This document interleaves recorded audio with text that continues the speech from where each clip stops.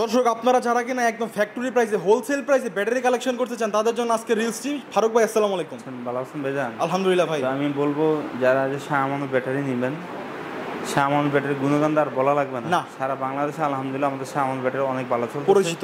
তো আমাদের যে লিথিয়াম, যাদের টাকা আছে তারা লিথিয়াম লাগান, আর যাদের টাকা কম বাজার তারা আমাদের শাহ আমানত ব্যাটারি। আচ্ছা, শাহ আমানত ব্যাটারি নিতে পারবে। একটা 15,100, 5টা নিলে 75,500, শুধু 3,000 টাকা বিকাশ করে দেবে। সারা বাংলার যে কোনো প্রান্তে ব্যাটারি পুছে দেবো, ব্যাটারি পাইয়ে বাকি টাকা দিয়ে দেবে। আর আমাদের লিথিয়াম ব্যাটারি এক ব্যাটারিতে অটো চলবে। কিনিয়ার ব্যাটারি 1,13,000 টাকা প্রাইস আছে, মাত্র 1,13,000 টাকা প্রাইস কিনিয়ার। হ্যাঁ, কিনিয়ার ব্যাটারি 1,13,000 টাকা প্রাইস, ঠিক আছে। এটা নিতে পারবে 1,14,000 টাকা প্রাইস, ডিজিডিসি কোম্পানি 1,14,000 টাকা প্রাইস। এটা দানব বলা হয়।